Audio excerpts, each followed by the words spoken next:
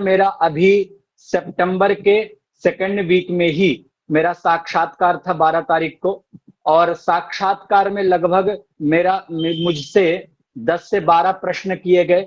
8 से 10 मिनट तक मेरा साक्षात्कार चला, और इस बार मैं व्यक्तिगत भी अपने साक्षात्कार से बहुत ही अधिक संतुष्ट था, क्योंकि मैंने जो विषय भी चयन किया था वो भी डीआरसी पैनल के जो मेरे अध्यापक गण थे उन्हीं के परामर्श से मैंने तैयार किया था, और उन्हीं से ही मैंने एक तरह से किस तरह से मैं अपना साक्षात्कार और बेहतरीन ढंग से प्रस्तुत कर सकता हूं, किस तरह से मेरे विषय संबंधित प्रश्न बन सकते हैं, और किस तरह से मैं उसको एक्सप्लेन करके वहां पर जो भी डीआरसी पैनल में 8 से 10 अध्यापक रहेंगे उनको मैं संतुष्ट कर सकता हूं, उन्हीं के परामर्श से मैंने इस बार तैयारी की, और मुझे ईश्वर कृपा से इस बार मेरा चयन हो गया। बहुत नहीं, वो तो खैर मतलब इतनी बड़ी खुशखबरी है, क्योंकि मैं खुद भी दिल्ली विश्वविद्यालय का एलुमनाई हूँ, तो बहुत कठिन है। मुझे लगता है कि आप कहीं ना कहीं बहुत बड़ी उपलब्धि, व्यक्तिगत रूप से भी मैं इसको मानता हूँ, क्योंकि डीयू के अंदर खास करके पीएचडी में दाखिला लेना बहुत कठिन है। तो कहीं ना कहीं आपने बहुत परिश्रम किया है, मेहनत किया है, और गुरुजनों का भी आशीर्वाद आपके जी ऊपर है, तभी वहां पे आपका दाखिला हो पाया है। सर लगभग जेआरएफ कैटेगरी की ही बात करूं तो लगभग मेरे ही 7 के या 2-3 लोग मेरे जो व्यक्तिगत जानकार हैं जो मुझसे सीनियर रहे हैं, लगभग 100 से ऊपर जो छात्र थे उन्होंने आवेदन किया था। जेआरएफ कैटेगरी की बात कर रहा हूं, और नॉन नेट कैटेगरी जिसमें नेट इत्यादि एमफिल के भी स्टूडेंट आते हैं, लगभग 200 बच्चे आवेदन किए थे, छात्र थे उसमें। उसमें से केवल 44 स्टूडेंट्स का ही चयन हुआ है, और नॉन नेट कैटेगरी में लगभग 10 छात्र हैं जिनका चयन हुआ है। तो सर जिनका चयन नहीं भी हुआ है, अगर वो अभी भी तैयारी में अपने सज्जता में लगे हुए हैं, उनसे मैं यही अपना व्यक्तिगत सुझाव अनुभव कहना चाहूंगा कि वो मतलब एक तरह से लगे रहें, अध्यापकों से परामर्श लेते रहें, और उन्हीं के द्वारा ही साक्षात्कार में कितना बेहतर तरीके से आप अपने आप को प्रस्तुत कर सकते हैं, उनके मार्गदर्शन में ही तैयारी करें, निश्चित रूप से सफलता मिलेगी।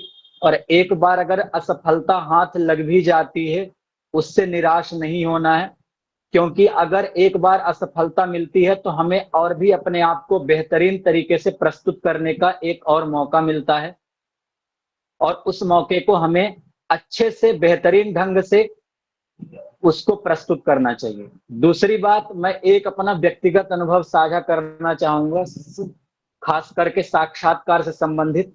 हम जो भी विषय लेकर के जाते हैं साक्षात्कार में, उससे संबंधित हमें पहले ही एक ऑब्जर्व के तौर पर हमें प्रश्न तैयार कर लेने चाहिए कि हमसे किस किस तरह से प्रश्न बन सकते हैं।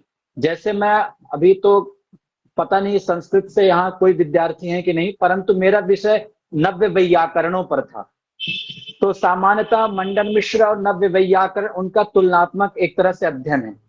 तो जो तुलनात्मक अध्ययन है, तो हमसे सीधे पहले प्रश्न बनता है कि आप किस तरह से तुलनात्मक अध्ययन करना चाहते हैं, या फिर आपको जो प्राचीन वैयाकरण है और जो नव्य वैयाकरण है उनमें क्या आपको भेद दिखता है, क्या अंतर दिखता है। तो एक सीधे सीधे प्रश्न ये बनता है, और ये प्रश्न मैं स्वतः ही इसको अनुभव करके मैंने तैयार करके गया था, और पहला ही प्रश्न मेरा साक्षात्कार में यही था। तो मूलतः हमें ऐसे प्रश्न अपने आप ही अनुभव करके तैयार करके जाने चाहिए, जिससे हमें वहां पर सीधे साक्षात्कार में ये ना लगे कि हमने ये विषय पढ़ करके नहीं आया था और ये क्या मुझसे पूछा गया। तो इससे क्या रहता है कि हम पहले से उसके लिए प्रिपेयर रहते हैं, और हम वहां पर बेहतरीन ढंग से आत्मविश्वास के साथ अपने विषय को प्रतिपादित कर पाते हैं।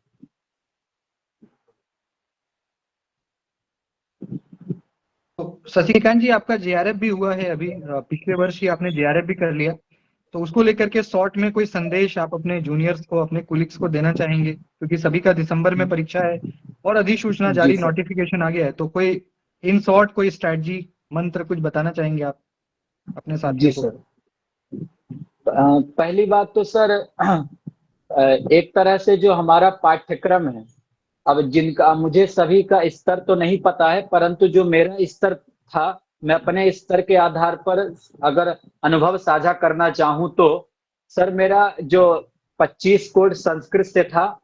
और सर मैंने लगभग मेरा सर संस्कृत जो पेपर था, मैंने यूनिट वाइज यूनिट मैंने तैयारी करना शुरू किया था।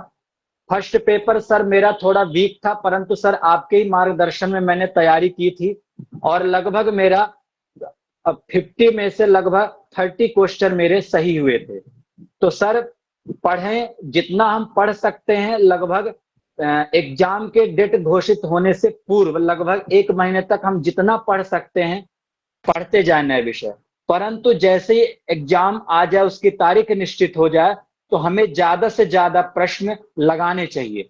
प्रश्न लगाने से सर 2-3 तरीके के फायदे ये होते हैं कि सर पहली बात तो हम उस तरह से माइंड सेट हमारा प्रिपेयर हो जाता है कि अगर हम कोई नए तरीके से प्रश्न देखें तो वो हम स्वतः मजबूत ना हो या द्वितीय प्रश्न पत्र का पक्ष मजबूत ना हो, तो उनको अपना व्यक्तिगत तौर पर ऐसे करना चाहिए कि अगर जिनका फर्स्ट पेपर में गति है, उनको ज्यादा से ज्यादा स्कोर फर्स्ट पेपर में करना चाहिए और सेकंड पेपर को एवरेज करना चाहिए। क्योंकि अगर आपको जेआरएफ निकालना है तो दोनों में ही संतुलन बनाना बेहद जरूरी है। क्योंकि आपका जो मूल विषय है उससे तो आप कहीं भी भाग नहीं सकते, परंतु अगर मूल विषय में अगर गति कम है तो आपको फर्स्ट पेपर जो प्रथम प्रश्न पत्र है वहां पर आपको गति बनानी अनिवार्य होगी। इसलिए अगर जिनका भी प्रथम प्रश्न पत्र में अच्छी गति है तो उसको बनाए रखे, परंतु द्वितीय प्रश्न पत्र में भी संतुलन बनाए, जिससे स्कोर आपको एक तरीके से लेवल में लाने के लिए अच्छा मार्गदर्शन मिलेगा। बहुत सुंदर। तो बहुत ही अच्छे तरीके से शशि जी, क्योंकि आपने वो चीजें देखी हैं अपने जीवन में, आपने संघर्ष किया है और मेहनत किया, इसी बदौलत आज आप कहीं ना कहीं अपने अकेडमिक करियर के पीक पे हैं। पीएचडी कहीं ना कहीं एक हम कह सकते हैं कि अंतिम डिग्री होती है अगर हम फॉर्मली देखा जाए तो, और उसमें आपका प्रवेश हुआ है, बहुत बड़ी बात है। सर जेआरएफ भी है, बहुत जल्दी आपकी सर नौकरी भी हो जाएगी। सर सबसे पहले तो सर मैं आपका ही धन्यवाद करना चाहूंगा। सर मैं जैसे मैंने पहले ही आते ही मैंने यहाँ पर मैंने कहा था, मैं अभी इतना बहुत बड़ा योग्य नहीं हूँ, परंतु मैं इतना जरूर कहना चाहूंगा कि मेरा उच्च शिक्षा में प्रवेश का माध्यम आप ही रहे हैं। और मैं जितना उच्च शिक्षा में प्रवेश किया हूँ उसमें आपका ही प्रारंभिक स्तर से ही आपने ही मुझे मार्गदर्शन प्रदान किया। इवन मैं ये भी कहना चाहूंगा कि आपने अभी कुछ ही दिन पहले मुझे व्यक्तिगत फोन पर आपने कहा था कि अगर आपको दिल्ली विश्वविद्यालय में नहीं मिलता है तो आप कहीं ना कहीं आप प्रवेश लेकर के पीएचडी में आप अपना शोध कार्य प्रारंभ कर दीजिए, क्योंकि विलंब करने से कोई नहीं। तो मैं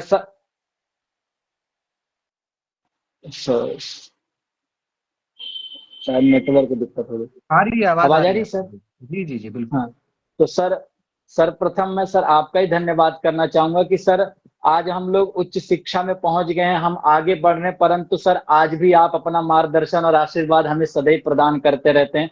तो सर आपको ही मैं प्रणाम करना चाहूंगा सर। अरे ये मेरा बड़ा सौभाग्य है कि आप इतने बड़े विश्वविद्यालय में पहुंचकर मुझे इसका, मैं अगर 1% भी इसका हकदार हूं तो ये मेरे लिए बहुत बड़ी सौभाग्य, मतलब बहुत बड़ा सौभाग्य का विषय है। बहुत आभार आपको, और आपके ललाट को देखकर ऐसा लग रहा है कि बहुत जल्द आपकी नौकरी भी हो जाएगी, ऐसा मुझे अंदर से फील आ रहा है। और जब अंदर से सर मुझे ऐसा आता है तो वो सच ही साबित होता है। तो शायद अगले साल जब हम इस वक्त बात कर रहे होंगे, यानी 2024 के सितंबर में, तो शायद आपको कहीं से जरूर, आप तब तक किसी जॉब की स्थिति में भी आ चुके होंगे। तो ऐसा मेरा मतलब दिल से आपके लिए आशीर्वाद, और जो भी मैं कर सकता हूँ तो होगा निश्चित रूप से। वो दिख रहा है आपके चेहरे पे और आपके ललाट पे, वो दिख रहा है। बहुत सारी शुभकामनाएं, मंगल कामना आगे के लिए। जी प्रणाम, प्रणाम सर, जी धन्यवाद, बहुत बहुत धन्यवाद। जी। तो ये शशिकांत जी थे हमारे साथ, और मैं आपको बताऊं कि ये मतलब कोरोना काल जब हमारा ये क्लास स्टार्ट हुआ था उसी टाइम पे हम जुड़े थे। लेकिन देखिए गाइस कि एक संबंध कितनी बड़ी चीज है। यानी कोरोना के आए हुए करीब मुझे लगता है 3 साल से ज्यादा ही हो गया ना, 2020 में आया था, लेकिन आज भी हम लोग ऐसे ही बात करते हैं जैसे 2020 में किया करते थे। अब 2020 कहाँ है और आज 2024 अब आने वाला है। लेकिन वो संबंध और वो सम्मान, बड़ी खुशी होती है कि इतना पुराना संबंध है, कई बार यू कैन से बहुत दिन हो जाता है बात किए हुए, लेकिन वही प्रेम, वही सम्मान, वही निष्ठा, ये कहीं ना कहीं हमें महान बनाता है। और हम किसी को क्या दे सकते हैं, लेकिन ये बहुत बड़ी बात है। और जेआरएफ भी इनका हो गया है, पीएचडी हो ही गया, जॉब भी हो ही जाएगा, जब सारी चीजें हो ही गई तो अब जॉब में खैर कोई दिक्कत ही नहीं। तो और कहीं ना कहीं गाइस देखो, मेहनत किया है इन्होंने, अपने आप को प्रूव किया है। तो हमें अपने जीवन में देखो, सबसे पहले तो हमें अपने आप को प्रूव करना चाहिए ना। अभी मैं देख रहा हूँ कि क्या होता है, कई बार नेगेटिविटी, कई सारी चीजों को लेकर के हम कई सारे अवसादों में फंसने लग जाते हैं, है ना। ऐसा मुझे कई चीज पता लगता रहता है क्लास के रिगार्डिंग, या कुछ आप लोगों के बीच क्या नहीं चल रहा है, कुछ मसाला वगैरह पकता रहता है हमारे। तो एक चीज गाइस देखो, ध्यान रखो, आपको हो सकता है किसी से भी नाराजगी हो या किसी भी तरह की चीज, अपने आप को प्रूव करिए गाइस, है ना। जैसे मान लीजिए कि मैं अगर बोलूंगा कि मैं आपसे श्रेष्ठ हूं, जैसे मैंने कह दिया कि जी मैं कीर्ति मैम से श्रेष्ठ हूं, या मैं किसी से श्रेष्ठ हूं, तो बोलने से हो जाएगा क्या? आपको करके दिखाना पड़ेगा। अब शशिकांत जी ने कर दिया, तो अब इनको इनको सर्टिफिकेट लेके घूमना पड़ेगा। अब इनको कोई, अगर अगर मैं क्या, मेरे से बड़े भी कोई, मान लीजिए बड़े जो प्रोफेसर हैं, वो भी एक बार बात करने से पहले सोचेंगे कि हाँ भाई इन्होंने अपने आप को प्रूव कर दिया। क्यों? जेआरएफ भी है बच्चे के पास, और जी पीएचडी में, दिल्ली विश्वविद्यालय में पीएचडी में कर रहा है। आपको लगता है कोई प्रश्न पूछने के मतलब, तो कहने का मतलब ये है इसकी सारे जो नकारात्मकता हमारे जीवन में है ना, बिना मतलब की चीजों में हम कई बार फंस जाते हैं, जिस वजह से जो चीजें हमें मिलनी होती है वो मिलती नहीं, कुछ पता लगा कि हमारा समय कहीं और जा रहा है। तो इस चीज पे ध्यान दीजिएगा, इसकी दुनिया क्या कह रहा है या आप किसी के बारे में क्या सोच रहे हो, उससे कोई फर्क नहीं पड़ता। एक समय निकल जाएगा ना, तो आपको लगेगा कि यार क्या हो गया। तो गाइज अपने आप को प्रूव करो। प्रूफ कैसे करना है? लड़के झगड़ के नहीं, अपने को बोल के नहीं, रिजल्ट से। जेआरएफ हो गया, नेट हो गया, कहीं पीएचडी हो गया, जॉब हो गया, तो आप दो गाइज जो आपके लेवल के लोग हैं, आप ऑटोमेटिकली उनसे ऊपर चले गए ना, वो आपसे, वो वैसे ही आपका सम्मान करने लगेंगे, है ना। वो वैसे ही आपका सम्मान करने लगेंगे, वो आप पे क्वेश्चन मार्क नहीं लगाएंगे जी। आज आप मान लो मेरा 1% भी रिस्पेक्ट करते हो, तो मान लीजिए कि कुछ मैंने किया तभी ना करते, नहीं तो आप करते क्या, है ना। तो हर चीज का एक लेवल होता है गाइज। लेकिन मैं जब अपने कलीग्स के साथ बैठता हूं तो वो मेरे कॉम्पिटिटर है। मैं जब अपने कुलिग्स के साथ बैठूंगा तो आपको लगता है कि वो मेरी बात मानेगा? नहीं मानेगा, क्योंकि गाइस वो मेरे कुलिग्स है ना। मुझे उनमें से, अब मुझे यहाँ पे, जहां पे मैं हूं, मुझे यहाँ पे कुछ बेहतरीन करना पड़ेगा, उनसे कुछ बेहतर, तब वो मेरा लोहा मानेंगे। यही गाइस इस प्रकृति का यही नियम है। तो आप जिस लेवल पे हैं, अगर आपको लगता है कि आप श्रेष्ठ हैं, या आपको लगता है कि आपको कुछ बेहतर, तो गाइस वो करके दिखाना होगा आपको, अदरवाइज कोई नहीं मानेगा, है ना। और उसके बहुत बड़े उदाहरण शशिकांत जी हैं। इनके साथ साथ एक अनु मौर्य, उनसे भी मिलवाऊंगा। वो तो बड़े साधारण घर की बच्ची, अभी इसी बार उनका जेआरएफ भी हुआ, डीयू में उनका भी हो गया। और वो तो रेगुलर अभी इसी साल हमारे क्लास में थी अनु मौर्य। तो आप लोग मिले भी हो कई लोग। उनका भी अभी डीयू में संस्कृत में ही हुआ है, शशि जी के साथ होंगी वो भी। तो हमारे क्लास से 2 लोगों का हो गया डीयू में, अभी और भी रिजल्ट आ रहे हैं कई। तो प्रूव कर दिया ना, अनु मौर्य का भी जेआरएफ है, अभी इसी बार जेआरएफ हुआ उनका भी। अब उन्होंने कहा प्रूव कर दिया, अब उस पर कौन क्वेश्चन लगाएगा? आप एक बात बताओ। ना ही आपका परिवार क्वेश्चन मार्क लगा सकता आप पे, ना ही आपका समाज लगा सकता, ना ही आपके टीचर्स लगा सकते, ना ही आपके प्रोफेसर लगा सकते, क्योंकि आपने अपने आप को सिद्ध कर दिया ना। तो सब लोग आप पे क्वेश्चन मार्क क्या लगाएंगे? वो बल्कि आपको अप्रिशिएट ही करेंगे कि यार उसके तरह बनो, वैसा कुछ करो ना, देखो उसने कर लिया तो आप क्यों नहीं कर सकते। तो फिर आप एग्जाम्पल बन जाओगे। अभी आप क्या है, क्रिटिसिज्म का विषय हो, या आप किसी ऐसी चीजों में फंसे हुए हो जिसका कोई रिजल्ट नहीं निकलना, नेगेटिविटी, आप किसी को किसी के बारे में बोल रहे हो, किसी को, ये चल रहा है मामला हम सबके जीवन में, हम सब लोग उलझे हुए हैं, इसलिए हमारा विकास भी नहीं हो रहा है। अगर इन चीजों में अगर आप उलझ जाओगे कि फलाना ने मेरे को ये कहा, इसने मेरे को ये कहा, मैं उसका यू कैन से सर फोड़ दूंगा, मैं उसका हाथ तोड़ दूंगा, ये जो, तो आपको लगता है कि आप डेवलप कर पाएंगे? नहीं कर पाएंगे, इन्हीं चीजों में फंस के रह जाएंगे। तो हम लोगों को गाइज अपने आप को प्रूव करना है, आपको बोलने की जरूरत ही नहीं, आप रिजल्ट दो ना। अभी दिसंबर में एग्जाम है, आप रिजल्ट दीजिए ना, आपका एडमिशन कहीं बेहतर जगह पे होगा, लोग आपको फॉलो करने लगेंगे। मैं खुद आपका एग्जाम्पल हर जगह दूंगा, और मैं क्या, पूरी दुनिया देगी, है ना। तो ये एक चीज गाइज मैं समझता हूँ कि हमारे मानव जीवन में ये बड़ा जरूरी, क्योंकि ये मैं भी फेस करता हूँ। आजकल का जो माहौल, खास करके एकेडमिक्स में जो माहौल है, वो कुछ ऐसा मैं देखता हूँ कि लोग यू कैन से पढ़ाई से ज्यादा, एकेडमिक एक्टिविटी से ज्यादा इन चीजों में ज्यादा है, कि वो क्या कर रहा है, ये क्या कर रहा है, मतलब अपने से ज्यादा दूसरों से मतलब है। उसका नेट नहीं हुआ, इसका ये नहीं हुआ, इसका जेआरएफ नहीं है, इसका पीएचडी, ऐसी चीजों में उलझे हुए हैं। तो आपका विकास कहां से होगा? आपको गाइस काम करते रहना है डेली। जब आप हर दिन अपने लिए काम करेंगे ना, अपने ऊपर, जितना आप गाइस दूसरे के लिए काम करते हो, जितना आप दिन रात बैठ के ये सोच रहे हो कि भाई उसमें ये कमी है, या उसने ये नहीं किया, उसका पीएचडी नहीं है, उसका जेआरएफ, मतलब आप अन्यत्र तरह की चीजें दूसरे, अपने पड़ोसी के बारे में, अपने भाई के बारे में, अपने चाचा के बारे में, अपने किसी के दिन रात सोच रहे हो। दिन रात आपका ऊर्जा इधर ही जा रहा है। कॉलेज जा रहे हो तो भी ऐसी बात है कि यार देख, उसने वो कपड़ा पहन लिया, ये आज ज्यादा सुंदर दिख रहा है, ये आज ज्यादा स्मार्ट बन के आ रहा है, ये ज्यादा होशियार बन रहा है, इसका मैं पैर तोड़ दूंगा, इसका मैं हाथ तोड़, यही चल रहा है मामला। ये हम सभी लोग उलझे हुए हैं ऐसी चीजों में। मैं क्योंकि साइकोलॉजी भी पढ़ता हूँ, लिटरेचर का छात्र हूँ, तो ऐसी चीजों में हम सब लोग उलझे हुए हैं। जिस वजह से गाइस रिजल्ट क्या हो रहा है कि हमारा विकास नहीं हो रहा, हमारी प्रगति नहीं हो रही, हमारा कॉन्सेंट्रेशन एक जगह है ही नहीं, 10 जगह बटा हुआ है ना। तो इन चीजों से गाइस आपको बाहर कैसे आना है कि आप अपने कान में क्या डाल लीजिए, रुई, यानी दूसरा क्या कह रहा है। और जहां पे भी गाइस आपको थोड़ा सा भी नेगेटिविटी का लगे, जहां से भी आपको लगे कि आपको 1% भी नकारात्मकता का एहसास है, तुरंत वहां से हट जाइए। अगर आपको लग रहा है कि इस क्लास से आपको नेगेटिविटी है, तुरंत छोड़ दीजिए क्लास। बहुत मिलेंगे ऐसे क्लास आपको। लेकिन आपको लग रहा है कि मुझे 1% भी पॉजिटिविटी है, तो जुड़िए वैसे लोगों से, क्योंकि नेगेटिव चीजें तो दुनिया में भरी हुई है, फ्री में, पैसा भी नहीं देना जी। कहीं बैठ जाओ नेगेटिव।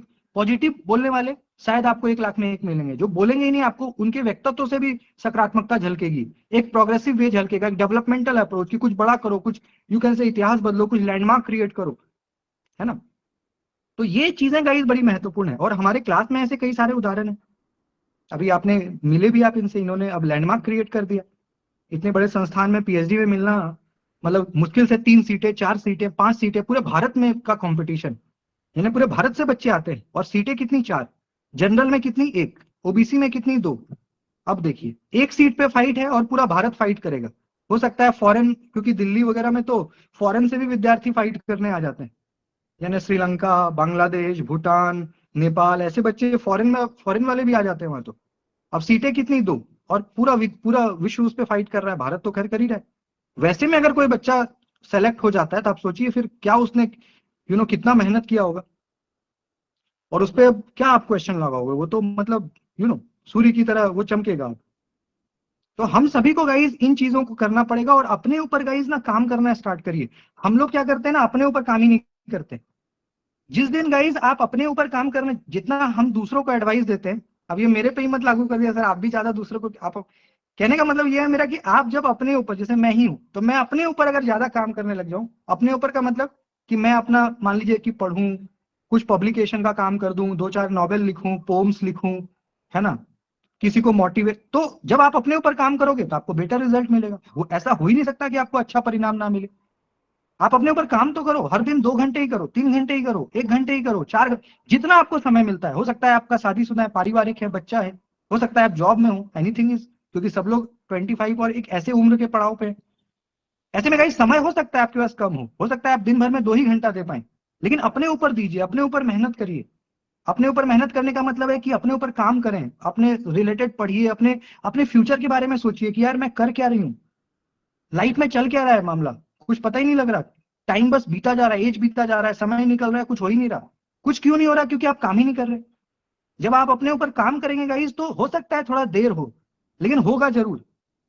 जो भी आपने अपने जीवन में सोचा है, हो सकता है थोड़ा देर हो जाए, लेकिन मिलेगा जरूर। लेकिन तब मिलेगा जब आप अपने ऊपर काम कर रहे हैं ईमानदारी से, वरना गाइस नहीं मिलना है। कैसे मिलेगा? इतना कंपटीशन है, कहां से आपको मिल जाएगा? आपके जगह पे बहुत सारे बच्चे बहुत मेहनत कर रहे हैं, तो आपका थोड़ी ना होगा। तो ये चीज है गाइज, इसलिए बहुत ज्यादा नकारात्मकता से एकदम दूर रहिए, पॉजिटिविटी के साथ काम करिए, अच्छा काम करिए, हर दिन अपने लिए काम करिए। तो आप देखेंगे कि आपका विकास फिर ऐड नहीं होगा, मल्टीप्लाई होगा, है ना। क्या होगा फिर? मल्टीप्लीकेशन होगा। दूसरी बात यह है गाइज कि कहीं ना कहीं एक चीज देखो क्या है कि जब आप किसी से जुड़ते हो, जैसे मान लीजिए कि आप मेरे से जुड़े, तो आपने क्या सोच के जुड़ा कि यार सर से जुड़ेंगे तो चलो कुछ तो अच्छा होगा ना, कुछ तो सीखेंगे, कुछ अच्छा ही सीखेंगे, प्रोग्रेस होगा। तो गाइस जब भी आप किसी से जुड़ते हो, तो आप ये देखो कि मेरा वहां पे क्या, यू कैन से, मेरे लिए पॉजिटिव क्या हो रहा है वहां पे। आप मान लीजिए किसी स्कॉलर से आपकी दोस्ती हुई, तो देखो कि आप दोनों मिलकर के कमाल क्या कर सकते हो, कि पता लगा एक दूसरे का चुगली करने लग गए बैठ के। मान लीजिए कि आपकी मेरे से दोस्ती हो गई, तो मैं आपको, तो मेरी आपसे दोस्ती हुई, तो हम ये सोचेंगे कि जी हम दोनों मिलकर के क्या कमाल कर दें। जैसे हीरो कंपनी भारत का था, होंडा कंपनी आपका कोरिया या उधर का है, तो हीरो भारत का, होंडा कोरिया का या जापान का। हीरो होंडा हीरो से मिल गया, क्या बन गया? Hero Honda. अब देखिए पूरा देश पे डोमिनेट किया एक समय तक, अब ना 5 साल से वो अलग हो गया। मारुति भारत का, सुजुकी बाहर से आया, मारुति और सुजुकी जुड़ गया, कमाल कर दिया। मारुति सुजुकी का देख रहे हैं ना, कार वगैरह और आपका बाइक का।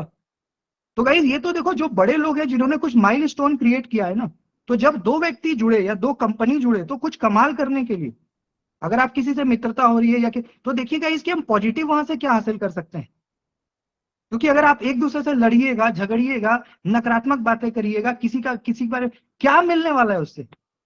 आज का दिन चला गया, एक दिन आपका और खत्म हो गया, यानी जितना आपका लाइफ स्पैन है उससे एक दिन गया, क्या मिला? कुछ नहीं, 0/100 लड्डू मिला आपको। तो ऐसी गाइस मेंटेलिटी हम बना सकते हैं क्या?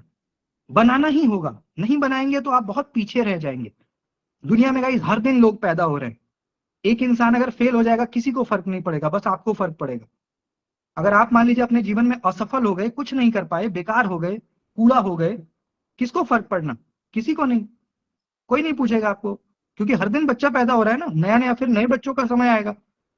तो ऐसे में गाइस हमें अपने जीवन का चार्ज तो हमें ही लेना पड़ेगा।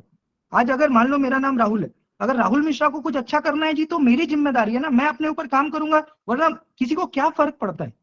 अगर मैं कुछ नहीं कर पाया, मैं बेकार हो गया, कूड़ा हो गया, तो किसी को क्या फर्क पड़ना? हाँ, 2-4 साल बाद जब मेरा एज खत्म हो जाएगा कुछ करने का, तो मुझे लगेगा अरे यार गलती हो गया, कुछ बड़ा कर गुजर जाते, आपको लगेगा गाइस। तो ये आपका लाइफ है, और आपका लाइफ है, आपको अपने जीवन का चार्ज लेना ही होगा, कोई नहीं आएगा लेने।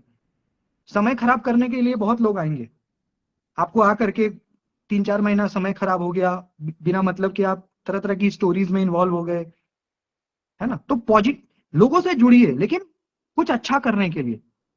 जैसे मैंने हीरो और होंडा का एग्जाम्पल दिया, मारुति और सुजुकी का एग्जाम्पल दिया, ऐसे कई सारे एग्जाम्पल हैं गाइज जो जुड़ करके कमाल किए। अब हीरो और होंडा मिला तो आप देखो ना, पूरे मार्केट को, इंडिया को डोमिनेट करके चला गया ना। आज होंडा बहुत बड़ी कंपनी है, हीरो भी बड़ी कंपनी है, मारुति का देखो ना, मारुति सुजुकी। तो आप देखिए ना, तो उन लोगों की मेंटेलिटी क्या थी कि मेरे को कमाल करना है, कुछ बेहतरीन करना है, तो दोनों मिले। हीरो के पास यू कैन से पैसा नहीं था, होंडा के पास पैसा था, हीरो के पास अपनी आइडेंटिटी थी, हीरो होंडा मिल गया, कमाल कर दिया। कमाल मतलब मार्केट में डोमिनेट। ऐसे ही मारुति और सुजुकी की कहानी है। तो गाइस हमेशा पॉजिटिव रहिए और प्रोग्रेसिव रहिए, डेवलपमेंटल अप्रोच रखिए, तो देखिएगा अच्छा होने लग जाएगा लाइफ में। और सबके लिए अच्छा सोचिए, छोटा सा जीवन है, किसी के लिए नेगेटिव नहीं सोचना जी।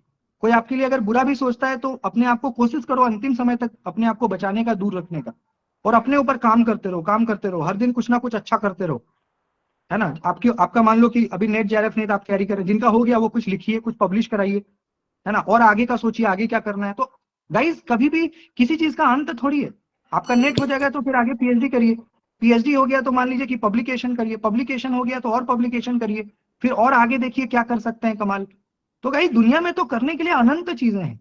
आप जिस भी स्टेज पे हैं वहां से आप अगर ऐसे सर उठाओगे ना, तो आपके ऊपर बहुत लोग दिखेंगे आपको कि यार मेरे ऊपर तो बहुत लोग हैं, अभी बहुत ऊपर जाना है। तो कोई दुनिया में गाइस अंत नहीं है काम का, है ना। तो मेहनत करिए बहुत, और एकदम पॉजिटिविटी के साथ, एकदम जुनून के साथ, जोश के साथ, ये सोच करके कि गाइस जो भी जीवन, मान लो 25 साल 24 साल तो सब लोग जी लिए, बचा हुआ है 30-40 साल आपके पास, हम सभी के पास ऑलमोस्ट ऑन एन एवरेज, है ना। 30-40 साल बचा है, मान लीजिए कि 70 साल ऑन एन एवरेज अगर आदमी जिएगा, तो 35-40 साल और बचा है।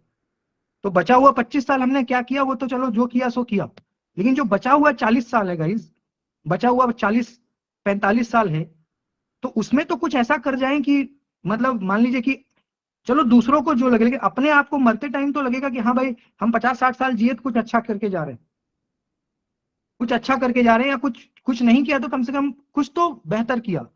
अपने को तो ये फील होना ही चाहिए, मुझे ऐसा लगता है। तो इसके लिए गाइस आपको काम करना पड़ेगा। और हम लोग देखो, ये तो हमने इंडियन नॉलेज सिस्टम में भी मैं आपको पढ़ाता हूँ माया मोह के बारे में। तो हम लोग कई बार ऐसा हमारे जीवन में होता है कि हम कई सारे अवसादों में ऐसे बिना मतलब के फंसे रह जाते हैं, बाद में लगता है यार उससे तो मेरा कोई लेना देना ही नहीं था। मान लीजिए कि आप किसी के चक्कर में 6-7 महीना आपका बर्बाद हो गया, बाद में आपको लगेगा यार इससे तो मेरा कोई लेना देना ही नहीं था, इससे तो मेरे लाइफ पे कोई प्लस माइनस होना ही नहीं था, मेरा तो समय खराब हो गया मामला, है ना। तो ये आपका लाइफ है गाइस, आपको चार्ज लेना है, अच्छे लोगों से जुड़िए, जुड़ते हैं तो कुछ पॉजिटिव कुछ कॉन्स्ट्रक्टिव, दो तरह की चीजें हैं, एक कॉन्स्ट्रक्टिव एक डिस्ट्रक्टिव। डिस्ट्रक्टिव आपको बहुत मिलेंगे, 100 में 95 डिस्ट्रक्टिव है, ये जान लीजिए। यहाँ पे भी क्लास में जितने लोग बैठे होंगे अनडाउटेडली 90% डिस्ट्रक्टिव होंगे, बट मुझे उनको कॉन्स्ट्रक्टिव में चेंज करना है। डिस्ट्रक्टिव मतलब हमेशा किसी भी चीज को उल्टा सोचना। अब जैसे मैं आपको समझा रहा हूं कि कुछ कमाल करो, अब आप उसको क्या करोगे, डिकोड कर लोगे गलत तरीके से कि सर का कुछ गलत मनसा है। कॉन्स्ट्रक्टिव मतलब कि बुरे चीज में भी अच्छा सोचना, है ना। मैंने पीएम मोदी के बारे में बोला ना, पीएम मोदी जब पहली बार प्रधानमंत्री बने, भाषण देना शुरू किया तो ग्लास का एग्जाम्पल दिया, ग्लास में उनका आधा पानी था, तो जनता खड़ी थी, भीड़ में पूछा कि जी क्या दिख रहा है, तो दो चार लोग जो आगे थे बोला सर इसमें आधा पानी है, तो आधा क्या है, बोला हवा है। मतलब लोगों ने कहा कि जी आधा पानी है और आधा तो कुछ है ही नहीं, तो मोदी जी ने कहा जी आधा पानी है और आधा हवा है। तो वहां पे उन्होंने ये समझाया कि ये आपको लग रहा है खाली है, लेकिन मुझे दिख रहा है कि हवा है, मैं इससे भी कुछ कमाल कर लूंगा। आप समझ लो देखने का नजरिया। मान लीजिए कि गाइस, मान लीजिए ये बोतल है, यहां तक पानी भरा हुआ है, यहां खाली है, मैंने आपसे पूछा कि ये क्या दिख रहा है, आप बोलोगे सर आधा भरा हुआ है और आधा खाली है। तो ये आपका नजरिया है, ये आपका नजरिया है कि ये आधा खाली है, मेरे लिए ये आधा हवा है, मैं इसको भी यूज करके मार्केट में कुछ काम कर लूंगा, व्यापार कर लूंगा, कुछ बना दूंगा, कुछ डिस्कवरी। यानी सोच समझ, जब आप बड़ा सोचोगे तो बड़ा करोगे, छोटा सोचोगे कुछ कर ही नहीं पाओगे, छोटे में ही रह जाओगे। तो प्रधानमंत्री जी का भी कई बार ऐसा लगता है बहुत मतलब अद्वितीय बात वगैरह कर देते हैं, वो एग्जाम्पल वगैरह जो देते हैं, उनका लाइफ भी आप देखो कितने बड़े नेता हो गए, मतलब हम सभी के लिए प्रेरणा स्रोत भी है प्रधानमंत्री होने के साथ साथ, उनके जीवन से बहुत कुछ सीखने को मिलता है ना। जो भी हो, क्रिटिसिज्म हो, वो नेता है, ऑब्वियस सी बात है, उनका विरोध भी होगा, लेकिन उनके व्यक्तिगत जीवन से सीखने लायक बहुत चीजें हैं। जिस तरह से छोटे परिवार से बड़ा, तो बड़ी सोच ही थी ना, वरना थोड़ी ना बन पाते। मोदी जी की तरह बहुत लोग हैं जो घूम रहे हैं, कुछ नहीं कर पाए जीवन में, उनसे ज्यादा ऊर्जा होगा, उनसे ज्यादा नॉलेज होगा, उनसे ज्यादा कैलिबर होगा, कुछ नहीं कर पाए, क्यों, क्योंकि सोच नहीं थी, अप्रोच नहीं था। मोदी जी में अप्रोच था, बन गए। शशिकांत जी में अप्रोच था, चले गए डीयू। अनु मौर्य में अप्रोच था, चली गई डीयू। हम में आप में अप्रोच है ही नहीं, कहां से जाएंगे डीयू। यहाँ गांव में जो कॉलेज है वहां भी एडमिशन मिलना मुश्किल हो जाएगा पीएचडी में। तो भाई सारा चीज जो है ना, मैं आपको हर दिन क्या कहता हूँ, ये जो खोपड़ी है ना, ये जो खोपड़ी है ना, ये बड़ा खतरनाक चीज है। इसको गाइस अगर आप गलत इनपुट दीजिएगा ना, तो आपको गलत ही रिजल्ट मिलेगा।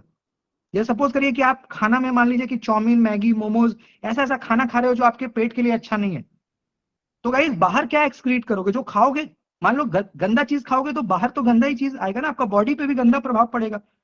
लेकिन अगर अच्छा खाते हो तो अच्छा प्रभाव पड़ता है। उसी तरीके से गाइस हमारा जीवन भी है। आप इस खोपड़ी में जितना अच्छा चीज डालोगे अपने मन मस्तिष्क में, जितनी अच्छी अच्छी चीजें, जितना पॉजिटिव चीज, जितनी बड़ी चीजें, बड़े बड़े सपने देखो, मेहनत करो, तो आप देखोगे गाइस वो होने लग जाएगा। मैं आपको एक एग्जांपल, एक गाइस कहानी बताता हूं, बड़ा इंटरेस्टिंग। बैरक ओबामा आप सब लोग जानते हैं, अमेरिका का पहला काला राष्ट्रपति हुआ। अमेरिका एक ऐसा देश है गाइस जहां पे काला और गोरा का भेद आज से नहीं, मतलब 15वीं और उससे भी पुरानी शताब्दी का कहानी है। अमेरिका में कभी भी ब्लैक प्रेसिडेंट, या ब्लैक तो मतलब समझ लीजिए कि बैन ही है, बन ही नहीं सकता जी, वो भी प्रेसिडेंट में सबसे बड़ा पद, वो भी कोई ब्लैक आदमी, कभी नहीं, असंभव। तो पहली बार बैरक ओबामा वहां का राष्ट्रपति बने। तो उन्होंने बताया गाइस एक इंटरव्यू में कि मैं जब भी बच्चा था तो मेरा सपना था कि मैं कुछ बहुत बड़ा करूं अपने जीवन में, और रात में सोते वक्त मैं बचपन से ही ये सोचता था कि मैं एक दिन कुछ बड़ा करूंगा। और फिर मेरे दिमाग में आया कि यार राष्ट्रपति बहुत बड़ी चीज होती है, अमेरिका का सबसे बड़ा। तो ऐसा मैं सोते टाइम ना अपने साइकोलॉजी में ये सोचता था हर दिन, और कभी कभी मतलब लिखता भी था रेगुलर बेसिस पे कि one day I will become the president of America, one day I will become the president of America, one day I will be. ऐसा वो लिखता था और ऐसा वो सोचता था, ऐसा उसने इंटरव्यू में बोला बैरक ओबामा। तो ये गाइस इतनी खतरनाक चीज है ना, क्योंकि ये इसका जो मेल है ना वो डायरेक्ट ईश्वर से है। ईश्वर मतलब जो सुप्रीम पावर है, जिसको हम आप मानते हैं, कुछ लोग नहीं भी मानते, लेकिन ये जो दिमाग है ना, इसका करेक्शन कहां से, परमात्मा से। सुपर पावर जिसको भी आप, उसको आप एनर्जी या जो भी मानते हो, आप अगर यहां से अच्छा सोचोगे ना, देखोगे वो होने लग जाएगा। बट गाइस दिक्कत ये है कि हमारे में से ज्यादातर लोग क्या सोचते हैं सोते वक्त, आज सुबह मतलब आज कॉलेज गई, उसने मेरे को ये कह दिया, उसने मुझे धक्का दे दिया, मतलब, या मान लीजिए घर परिवार के बारे में, आज मेरी मौसी ने मेरे को ये कह दिया, मेरी चाची ने ये कह दिया, पापा ने आज मुझे ये नहीं दिया, देख लूंगी, देख लूंगा, ऐसा कर दूंगा, उसको पकड़ के मारूंगा, ऐसा कर, उसको धक्का दे। ऐसी चीजें चल रही हैं। ये मानव का जीवन है। ऐसा नहीं कह रहा हूं कि जी मेरे साथ, हम सभी के साथ ऐसा होता है, because we all are human. तो हम सभी लोग माया मोह में फंसे हुए लोग हैं, तो हम ऐसी चीजें सोचते हैं हर दिन। तो गाइस कैसे बेहतर होगा, मतलब हो सकता है बहुत बहुत बड़ा नहीं कर पाएंगे। तो ऐसे में गाइस क्या है कि अपने दिमाग में जितना कचरा है उसको पहले निकालना स्टार्ट करिए। सिर्फ कचरा कोई नहीं, जो कचरा इंसान भी आपके जीवन में है, जो आपको नेगेटिव दे रहा है, जो जिससे लग रहा है कि आपका कोई लाभ नहीं है, कोई फायदा नहीं है, दिमाग खराब बिना मतलब, दूर हो जाइए, बिना बोले दूर हो जाइए। उसमें कोई किसी को बोलने की बात नहीं। पॉजिटिव पॉजिटिव लोगों से, जो पॉजिटिव का क्या मतलब है, पॉजिटिव का परिभाषा जो प्रोग्रेसिव हूं। आप समझ रहे हैं, पॉजिटिव का मतलब जो प्रोग्रेसिव लोग हैं, जो गाइस अपने अपने अपने लाइफ में ये सोच रहे हैं कि जी मेरे को 5 ईयर्स डाउन द लाइन करना क्या है, मेरे को 10 ईयर्स डाउन द लाइन, मतलब मैं कहां देखता हूं अपने आप को। मैं अपने लाइफ में मान लीजिए आज यहां बैठा हूं ना, बट 5 साल के बाद मैं कहां रहूंगा, ये मेरे दिमाग में पिक्चर। तो वैसा इंसान गाइस हमेशा कुछ ना कुछ काम करता आपको मिलेगा, क्योंकि उसको पता है 5 साल बाद मुझे कहां रहना है, 4 साल बाद मुझे कहां रहना है, 10 साल, वो परिकल्पना उसके दिमाग में है। पहुंचेगा बाद में, पहुंचेगा बाद में। आज शशिकांत जी डीयू पहुंच गए, लेकिन ऐसा नहीं है, मैं गारंटी के साथ कहता हूं कि इन्होंने 2 साल 3 साल से ऐसा सोचते होंगे कि जी मेरे को डीयू जेएनयू से करना है। निश्चित बात है, सोचते ही होंगे, कभी ना कभी ख्याल आता ही होगा, ऐसा सोचते होंगे या जो भी। तो जब आप गाइस सोचेंगे तो होने लग जाएगा, समय लगेगा लेकिन होने लग जाएगा। फिर आप काम करेंगे, फिर आपको यू नो हमेशा आपको लगेगा कुछ ना कुछ मेरे पास काम है। तो आप हर चीज में इन्वॉल्व होने लग जाएंगे। आपको नेगेटिव चीजों से फर्क ही नहीं पड़ेगा। आपकी मौसी ने क्या कहा, चाचा ने क्या कहा, मम्मी ने क्या कहा, ठीक है भाई, कहा तो कहा, पार्ट ऑफ लाइफ है, कहने दो। मुझे तो जी अपना काम करना है। आप अपना काम करने में मशगूल हो, मस्त हो, और जिस दिन आपका रिजल्ट आ जाएगा उस दिन लोग आपको फॉलो करना शुरू कर देंगे, है ना, फॉलो करेंगे। अब मान लीजिए आप में से कोई संस्कृत का होगा, तो मैं क्या कहूंगा, शशिकांत जी से बात कर लीजिए, उनको फॉलो करिए, देखिए वो क्या बोलते हैं, क्योंकि प्रूफ हो गया ना, जेआरएफ है, पीएचडी हो गया। तो गाइस प्रूफ करिए अपने आप को, यानी अपने आप को प्रूफ करोगे तो लोग आपको जो आज क्रिटिसाइज कर रहे हैं, जो लोग आपको काम का नहीं समझ रहे, बेकार समझ रहे हैं, कूड़ा समझ रहे हैं, वही लोग आपको फॉलो करने लग जाएंगे, है ना। आपको भी अच्छा फील होगा कि यार चलो भाई, आज मेरे इतने सारे एडमायरर्स हैं, इतने लोग मेरे को फॉलो कर रहे हैं, एक समय जी कोई नहीं पूछता था, है ना। तो गाइस एक समय समय की बात है, समय बड़ा बलवान है। आज जो कमजोर है कल वो ताकतवर हो सकता है, आज जो ताकतवर है वो कल सड़क पे मिलेगा आपको, और सारा खेल यहीं का है ना। तो ज्यादा मान लिया कोई बहुत ज्यादा सक्सेसफुल हो गया, लेकिन उसके दिमाग पे नहीं लोड हो पा रहा है, तो हो सकता है कल को वो जमीन पे भी आपको मिले भीख मांगता हुआ। ये भी होता है कई बार, समय का खेल है ना।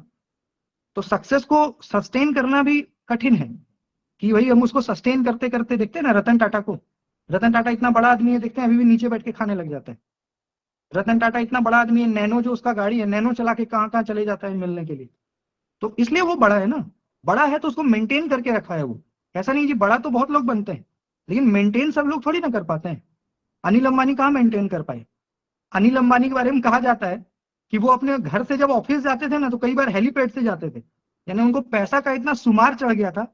यानी मुकेश अंबानी का जिसके जो छोटे भाई है, उनको पैसों का इतना सुमार चढ़ गया था कि उनके घर से उनका ऑफिस था मुश्किल से 10-15 किलोमीटर मुंबई में।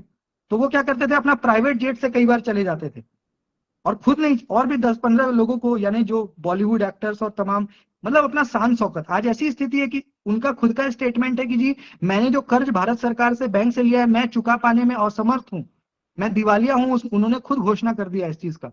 इवन गाइस मैं आपको बताऊं, अनिल अंबानी जेल जाने की स्थिति में थे, तो मुकेश अंबानी ने उनको बचाया, क्योंकि अंबानी परिवार का सम्मान का बात था ना। धीरू भाई अंबानी और पूरा उनका तो परिवार का चल रहा है ना, पूरा जो हायरार्की है। तो बस सम्मान के लिए उनको, नहीं तो अभी अनिल अंबानी आपका जेल में रहता बंद, क्योंकि सरकार से पैसा लिया ना, कर्ज चुका ही नहीं पा रहा है। तो नहीं चुकाइएगा तो क्या करेगा, आपको जेल में ही तो डालेगा, आपका सारा संपत्ति को कुर्की जब्त कर लेगा। तो ये चीजें हैं गाइस, है ना, मतलब मेहनत करिए निरंतरता के साथ और शालीनता के साथ, सौम्यता के साथ, बहुत ज्यादा ऐसा नहीं कि भाई, तो चीजें मिलती है फिर।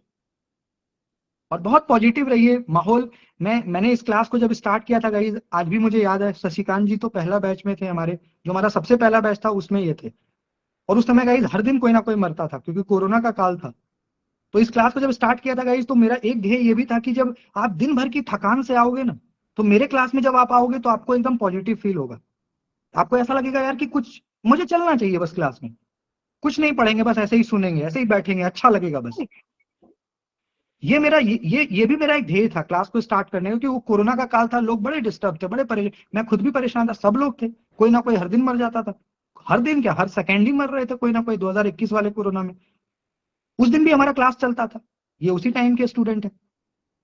और आज भी गाइज मेरे क्लास का ये ऑब्जेक्टिव है कि आपको पढ़ाने के साथ साथ आप पूरे दिन भर का थकान लेकर के आओ, जब मेरे क्लास में आओगे तो आपको एकदम फील नहीं होना चाहिए, चाहे दिन भर में जो भी कार्य आपने किया, जो भी नेगेटिविटी पॉजिटिव जो भी आपने किया, जब मेरे क्लास में आओगे तो एकदम गंगा जल से शुद्ध होकर के आइए, यानी एकदम पॉजिटिव इन्वायरमेंट, कुछ सीखने का, कुछ आगे बढ़ने का, कुछ प्रोग्रेसिव करने का, आपके अंदर वो यौवन का जोश होना चाहिए, चेहरे पे लालिमा होनी चाहिए, चमक होनी चाहिए, आगे बढ़ने का, नया कुछ करने का, बड़ा कुछ करने का, शानदार करने का।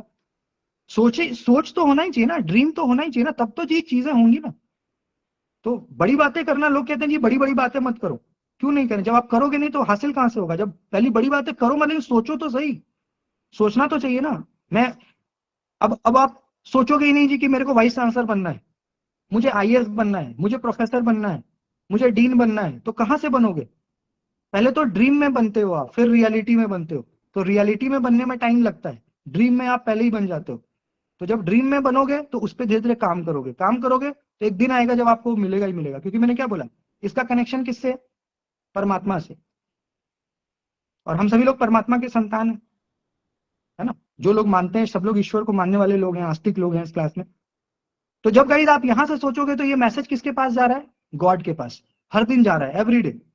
तो वो एक ना एक दिन सुन लेगा इस बात को, जिस दिन सुन लेगा उस दिन तथास्तु कर देगा, क्या कर देगा, तथास्तु। जिस दिन तथास्तु हो गया, आपके यहाँ बैंड बाजा बज जाएगा, बैंड बाजा मतलब सक्सेसफुल होंगे तो बैंड बाजा बजेगा ना, ढोल वगैरह नगाड़ा जो बजता है रिजल्ट आने के बाद, तो वो एक दिन जरूर होगा। लेकिन आपको हर दिन कुछ अच्छा बेहतर, फालतू की चीजों में मत उलझिए।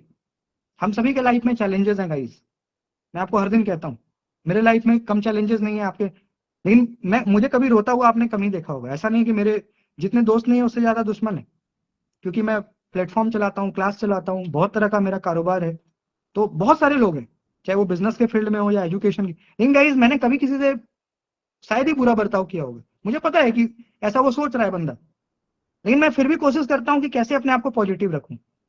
बहुत मतलब रेयर होगा तो मैं उलझूंगा, रेयर मतलब जब मुझे लगेगा ये मेरे को मार देगा, जब मुझे लगेगा कि ये मेरे को मार देगा मतलब खत्म कर देगा, तब मैं फिर उसका संहार करता हूँ। संहार मतलब फिर लगता है कि अब तो भैया, तो वो लास्ट ऑप्शन है, वैसा शायद आए भी ना आपके जीवन में मौका।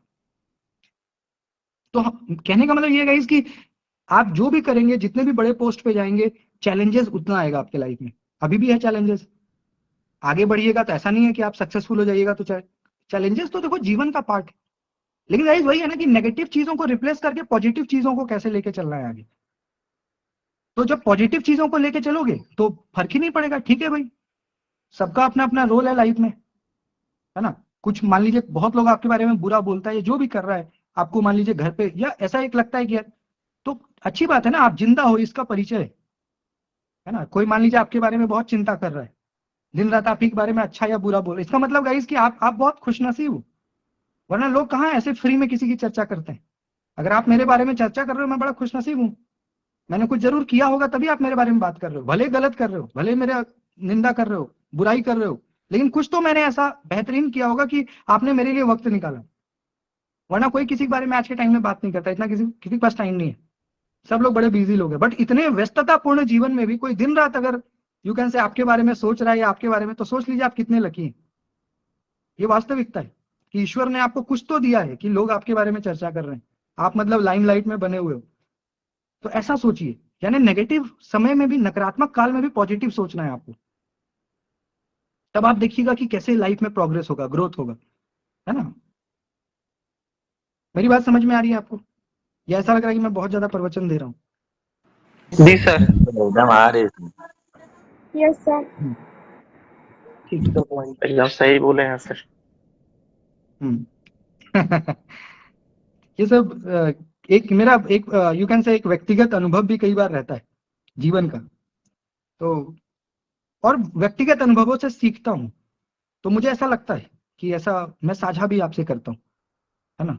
कई बार आपको गाइज ऐसा, कई बार ऐसा होता है कि कई बार ऐसा होता है जो नहीं होना चाहिए, बट फिर भी गाइज वहां पे हम अपॉर्चुनिटी को तराशिए, अपॉर्चुनिटी को तराशिए, और जब आपको ऐसा लगे कि यार यहाँ कुछ नहीं हो सकता है तो हट जाइए बिल्कुल, बिना कुछ कहे हट जाइए वहां से, है ना। कहते हैं ना कि speech is silver but silence is golden. When you are in difficulty, when you be in difficulty, speech is silver but silence is golden.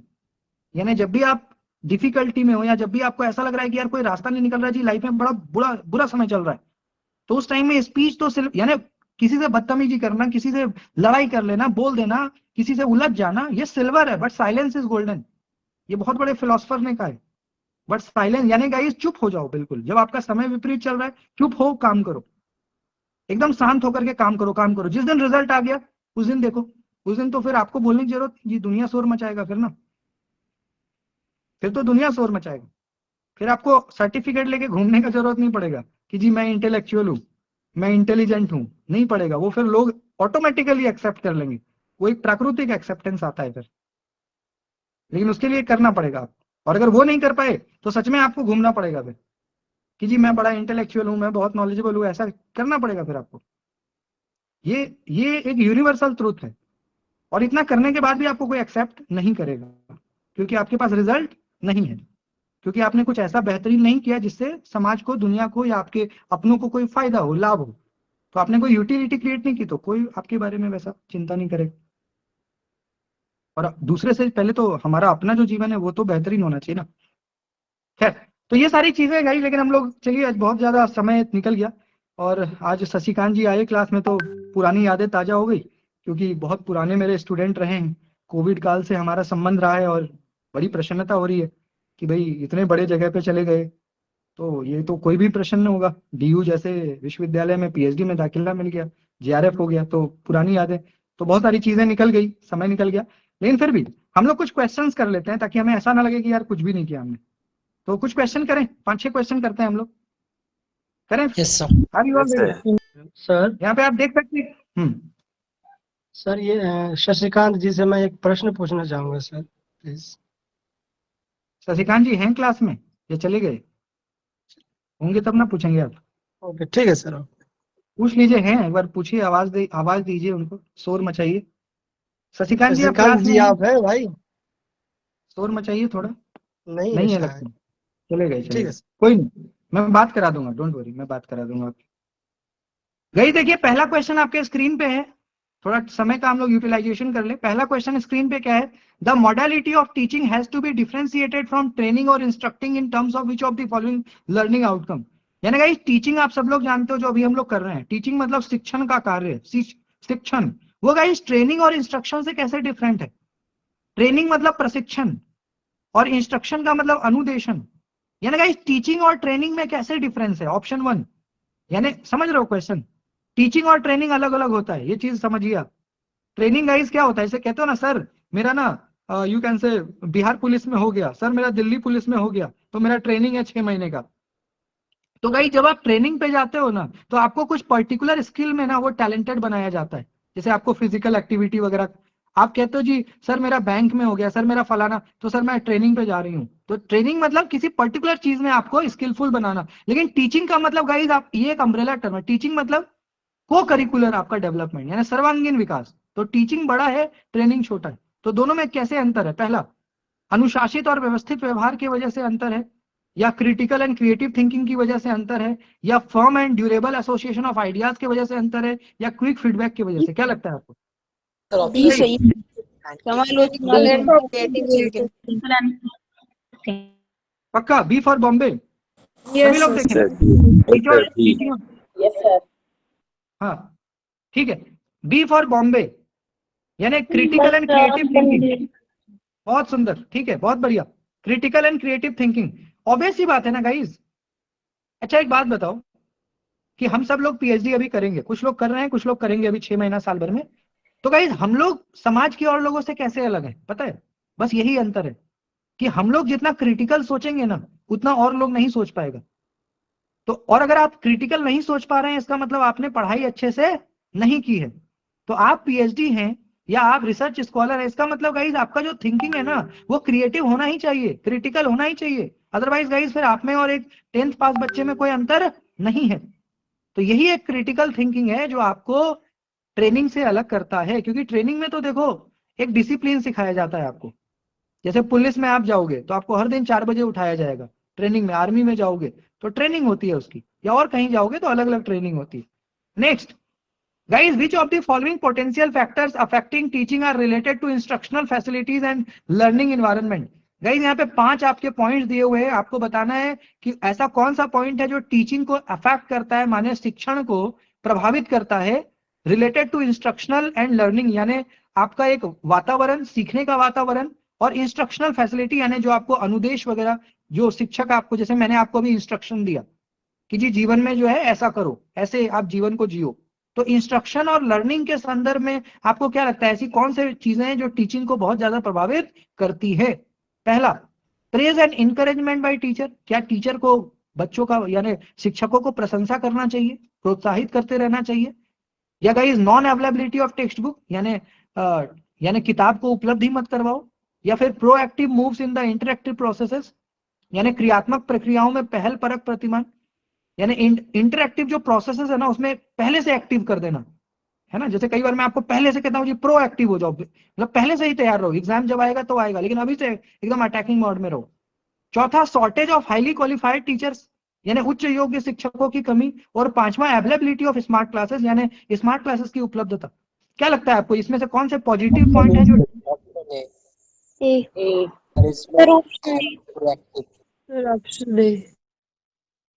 B. जैसे देखो दूसरा तो नहीं होगा गाइस, दूसरा तो कट कर दो, नॉन अवेलेबिलिटी है तो कट गया, तो दूसरा जैसे ही कटा गाइस, दूसरा जैसे ही कटा आपका ए बी सी तो जी तीनों कट गया ना, बचा क्या? D for Denmark, D for Delhi, तो बस डी ही बचा। ये तो बड़ा, यानी 3 4 5 है ना, 3 4 5, ठीक है, डी सर।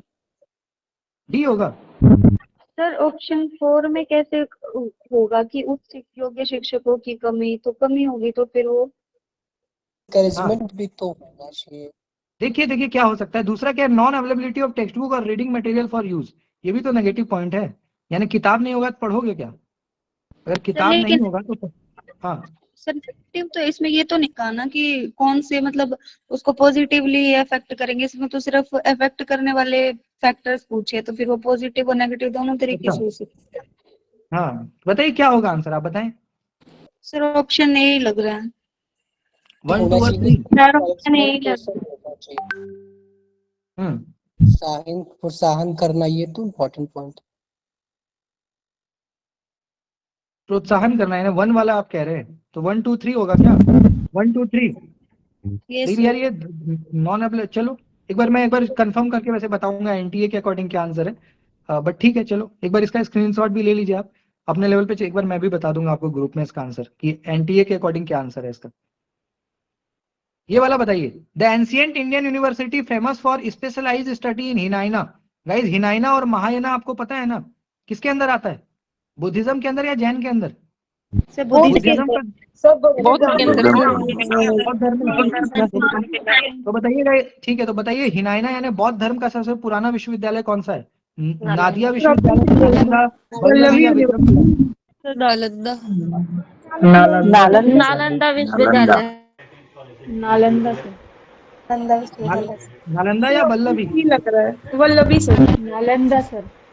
सर नालंदा नहीं होगा, नालंदा महायान बौद्ध धर्म की हिस्सा दी जाती है। हाँ महायाना है वो। देखिए बुद्धिज्म का 2 पार्ट है ना, महायाना, जैसे महायाना और हिनाइना। विक्रमशिला होगा, विक्रमशिला ही मोड। नहीं, ये इसका करेक्ट आंसर वल्लभी है, वल्लभी विश्वविद्यालय, ऑप्शन सी। वल्लभी जो है वो हिनाइना के स्पेशलाइजेशन के लिए सबसे पुराना विश्वविद्यालय भारत में है। वल्लभी के बाद आपका विक्रमशिला। देखिए ये वाला बताइएगा इस, which of the following are the learner related factors in determining effectiveness of teaching. यानी गाइस जो शिक्षण है, शिक्षण की जो प्रभावशीलता है उसको कैसे पता लगाएं, ऐसा कौन सा फैक्टर है जिससे गाइस, मान लो मैं आपको टीचिंग करता हूं, मैं आपको हर दिन पढ़ाता हूं, तो मेरी प्रभावशीलता को चेक करने के लिए क्या क्या आपको लगता है कि इन 5 में इंपॉर्टेंट है? पहला, task relevant competencies of learner, यानी आप सभी का कितना कॉम्पिटेंसी बढ़ा मेरे वजह से, आपको कितना पढ़ाई में मन लगने लग गया, कितनी समझ। पहला। दूसरा, content mastery of the teacher, यानी टीचर का मास्टरी होना चाहिए कंटेंट के ऊपर। तीसरा, टीचिंग मेथड का चॉइस या क्लासरूम का कंपोजिशन, या एक विद्यार्थियों की तत्परता, जैसे आप लोग कितने तत्पर रहते हो कि सर नहीं पढ़ना है, 9:30 हुआ आ जाते हैं, तो क्या लगता है आपको ऐसा कौन सा है जो जो टीचिंग के इफेक्टिवनेस को बता रहा है कि हाँ भाई शिक्षक जो है वो प्रभावशाली है? क्या लगता है आपको? Option B. Option B. हाँ, क्योंकि कंपोजिशन से तो कोई फर्क नहीं पड़ता जी, पहले क्लास में 100 आते थे, अब 150 भी आ रहे हैं, तो क्या दिक्कत हो रहा है? वैसा कोई खासा दिक्कत तो हो नहीं रहा, तो डी तो नहीं होगा। बाकी और बताइए। हाँ सर ए और ई। ए और ई यानी आपका कॉम्पिटेंसी ऑफ लर्नर और रेडीनेस लेवल ऑफ स्टूडेंट। हाँ देखो गाइस,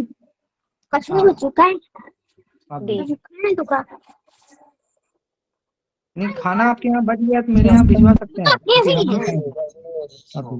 माइक को म्यूट कर लीजिए मैम। वो समझा यार, लगाते समय से पहले अपने देखो यहाँ पे जो है ना लर्नर रिलेटेड फैक्टर पूछ रहा है ना, यहाँ पे गाइस लर्नर, यहाँ टीचर यहाँ पूछ रहा है लर्नर रिलेटेड फैक्टर, यानी गाइस विद्यार्थियों से संबंधित आपको कारक बताने, यानी ऐसे विद्यार्थियों के कारक बताओ जो टीचिंग की वजह से अच्छा हो रहा है। यानी मैं अगर कुछ करवाऊं तो आप लोग को किस किस चीज, तो आप में वो तो लर्नर रिलेटेड हमारे को पता करना है। तो पहला गाइस पहला ऑप्शन तो करेक्ट होगा ही, क्योंकि गाइस लर्नर कितना कॉम्पिटेंट हुआ ये मैटर करता है ना। मैं हर दिन पढ़ाऊं ना पढ़ाऊं अलग चीज, लेकिन मेरे पढ़ाने से आप कितने कॉम्पिटेंट बन रहे हैं, कितना आप में गाइस जोश जुनून और ज्ञान का संचार हो, वो इंपॉर्टेंट है। और रेडीनेस लेवल यानी गाइस आप सबका क्लास कहाँ करते हो? मैं देखता हूँ गाइस कई सारे क्लासेस तो खाली रहते हैं, 5 बच्चा भी नहीं है। तो अगर आपको मैं तत्पर बना पाया ना, ये मेरी बहुत बड़ी सफलता है। क्योंकि गाइस हायर एजुकेशन में तो वैसे भी आप किसी के साथ जबरन नहीं कर सकते कि जी आपको आना ही होगा। हायर एजुकेशन में तो बड़ी स्वतंत्रता है, आने का मन है आइए, नहीं तो आपको कोई प्रोफेसर प्रेशराइज कर सकते हैं, क्या आपको लगता है? तो अगर आपने विद्यार्थियों को इतना तत्पर बना दिया कि वो 9:30 का घड़ी देख रहे हैं कि जी 9:30 हुआ कि नहीं हुआ, तो ये तो बड़ी बात है ना, तत्परता। तो ए और ई, बाकी बी सी और डी तो टीचर से रिलेटेड है, तो बी और डी वैसे भी नहीं होगा, तो ए और ई यानी B for Bombay is the correct. ये बस एक ही ऑप्शन। हाँ तो ए और ई वाला ही ठीक है, ये एनटीए भी इसी के अकॉर्डिंग। तो एक तो गाइस आपका लर्नर का कॉम्पिटेंसी कितना बढ़ा, यानी आपके कार्य करने की क्षमता कितनी बढ़ी, और दूसरा आपकी तत्परता बढ़ी। क्योंकि अभी वही मैं बोल रहा था ना गाइस कि आपकी तत्परता ही आपको बड़ा बनाता है, आपकी तत्परता ही आपको बड़ा बनाता है। जब तक तत्पर नहीं होंगे ना, आपको कोई नहीं बना सकता सक्सेसफुल, कोई बड़ा नहीं बना सकता आपको। ये वाला बताइए guys, in which of the following evaluation system evaluation occurs informally during learning.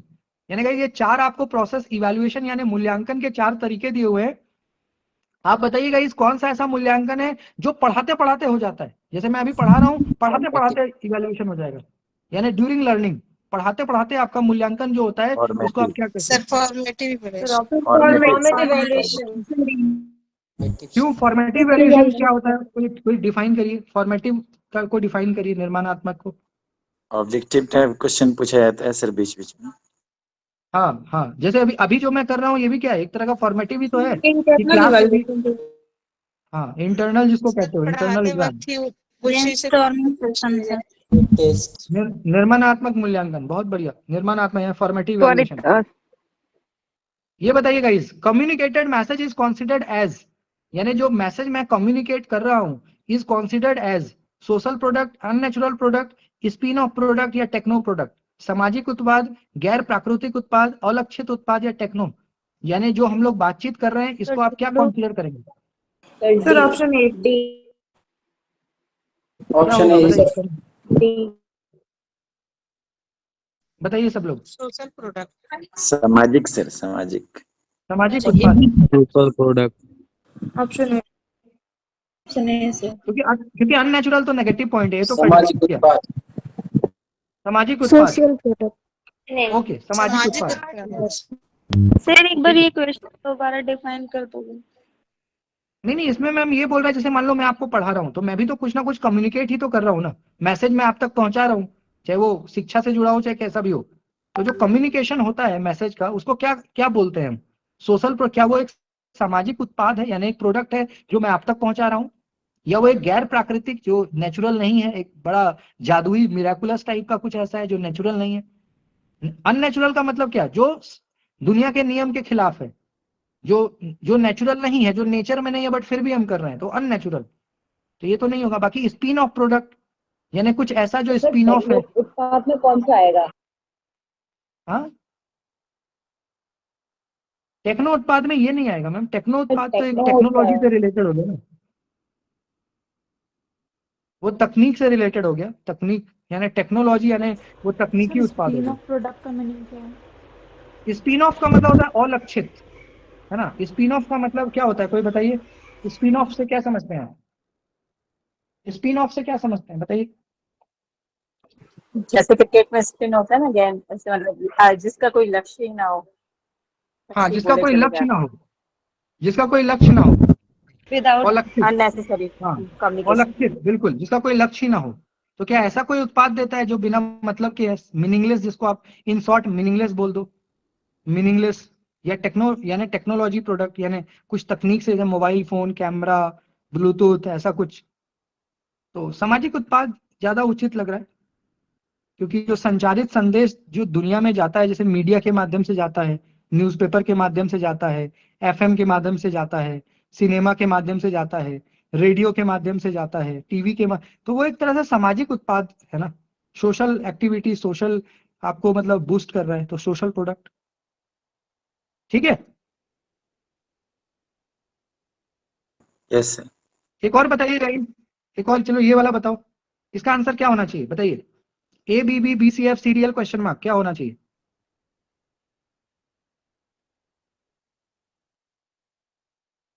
Option A. Sir A. सभी लोग बताएं।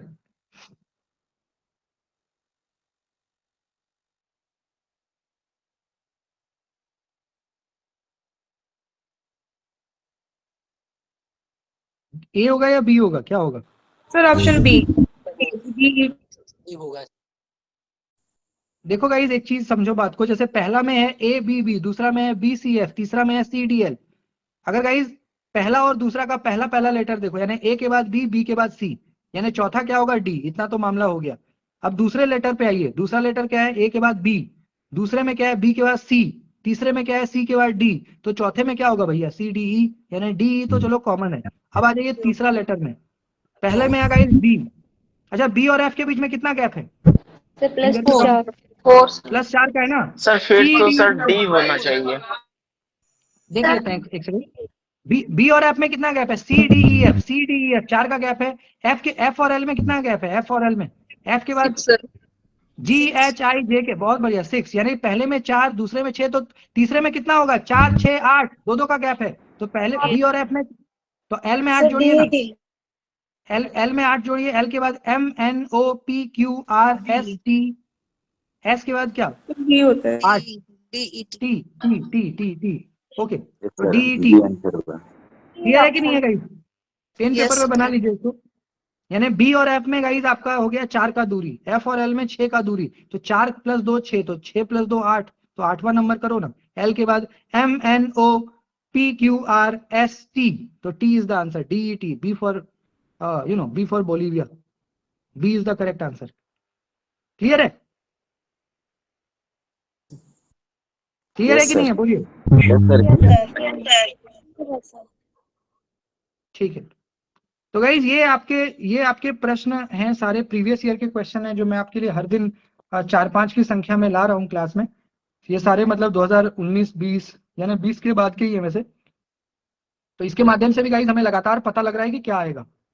अभी आप देख रहे हैं गाइज कि क्वेश्चन कितना क्रिटिकल पूछ रहा है आपसे। पहले एक स्टेटमेंट दे रहा है, उसके बेसिस पे 5 ऑप्शन है, फिर उसका ऑप्शन है। पहले क्या होता था? डायरेक्ट क्वेश्चन आता था, और अब ऊपर है गाइज कि लर्नर का इफेक्टिवनेस बताओ, यानी विद्यार्थी का प्रभावशीलता बताओ, और उसके बाद 5 ऑप्शन दिया, और उस ऑप्शन में फिर ऑप्शन आपको चूज करना। तो क्रिटिकल है, लेकिन जब आप प्रैक्टिस करोगे तो practice makes a man perfect. तो हर दिन हम सीख रहे हैं, कोशिश कर रहे हैं, धीरे धीरे करते करते क्या हो जाएंगे? एक्सपर्ट हो जाएंगे। तो फिर दिक्कत नहीं होगी, फिर क्या है, हमारे से हो पाएगा। ठीक है, तो ये भी एक तरीका है करने का। इसलिए हर दिन 4-5 क्वेश्चन तो कर ही रहे हैं, एग्जाम तक करेंगे तो बहुत आइडिया लग जाएगा, है ना। बाकी आपको कोई डाउट है तो प्लीज आप बताएं, किसी को कुछ पूछना है, कुछ सजेशन, कुछ बोलना है तो प्लीज बताएं। सर ऐसा क्वेश्चन देखकर डर लगता है, डर लगता है तभी तो आप मेरे पास आते हैं। जिस दिन डर खत्म हो जाएगा उस दिन तो आप बोलिएगा कौन है ये, राहुल मिश्रा पागल इंसान है, पता नहीं 9:30 पे लिंक भेज के डिस्टर्ब करता है, ग्रुप को लेफ्ट कर दो। डर तो होना चाहिए ना, तो एनटीए ऐसे ही टफ बनाता रहे, वरना खत्म ही हो जाएगा। यूटिलिटी आपको लगेगा आप बेकार इंसान है ये तो यूटिलिटी डर लगता रहना चाहिए आपको। क्वालिफाई हो जाए एग्जाम लेकिन डर लगता रहे, है ना। पेपर 2 में कॉन्फिडेंस नहीं आ रहा है। देखो ये कॉम्पिटिटिव एग्जाम है, डर लगना बहुत स्वाभाविक है, मैं मजाक कर रहा हूँ। डर लगना है ना, कॉम्पिटिटिव एग्जाम है तो क्वेश्चन तो आपसे पूछेगा, लेकिन प्रैक्टिस करोगे तो कंट्रोल में आ जाएगा ना, आपके कब्जे में आ जाएगा। प्रैक्टिस करते रहिए, डरिए मत, है ना। हर दिन थोड़ा थोड़ा थोड़ा थोड़ा पढ़ते रहना है, करते रहना है तो हो जाएगा। सर कॉम्प्रिहेंशन के लिए कहाँ से लेते हैं कुछ? कॉम्प्रिहेंशन का एक दिन मैं स्पेशल क्लास करा के एक ट्रिक बता दूंगा, एक आर्ट ट्रिक है वो बता दूंगा, आप हर दिन बनाते रहिएगा तो हो जाएगा। संस्कृत की सेकंड पेपर की क्लास लगानी है, संस्कृत के कई सारे महानुभाव हैं, वो बता देंगे आपको। 25 का बहुत लोग पढ़ाने वाले लोग हैं संस्कृत में, तो सेवा भाव बहुत ज्यादा है ना, तो बहुत सारे लोग हैं। एक बार मुझे मैसेज करिएगा, आपको दे दूंगा नंबर, बात कर लीजिएगा, संस्कृत का तो मिल जाएगा। गेट के लिए कोई एलिजिबिलिटी है? गेट के लिए कोई एलिजिबिलिटी नहीं है, ग्रेजुएट लेवल एग्जाम है, आपका ग्रेजुएशन होना चाहिए, तो जिस सब्जेक्ट में ग्रेजुएशन है उसी से दीजिए गेट। ग्रेजुएशन लेवल का एग्जाम है ना, तो उसमें 65 क्वेश्चन आते हैं, 65। 65 में आपका 15-20 क्वेश्चन जो है आपका एप्टीट्यूड से होगा, मैथमेटिक्स और रीजनिंग वगैरह। बचा हुआ 40-50 क्वेश्चन आपका पेपर 2 यानी इंग्लिश से होगा, जो साइकोलॉजी से होगा साइकोलॉजी से होगा। 65 क्वेश्चन होता है, 100 मार्क्स होते हैं, 100 मार्क्स का एग्जाम है। नेगेटिव मार्क भी रहता है, गेट में रहता है, गेट तो में सर रहता कोई है। मतलब ऐसे स्पेसिफिक होते हैं कि इतने मार्क्स लाने के बाद क्वालिफाई होगा, या फिर उसका भी कट ऑफ के उसका बेसिस कट पे ऑफ होता आता है, उसका कट ऑफ आता है। गेट का एग्जाम दीजिएगा, फरवरी में होगा, 5 फरवरी या 10 फरवरी को होता है। उसके बाद 1 महीना बाद रिजल्ट आएगा, तो उसका अपना कट ऑफ आता है ना। लेकिन नेगेटिव मार्किंग होती मैक्सिमम है। एज लिमिट कितना रहता है इसमें गेट में?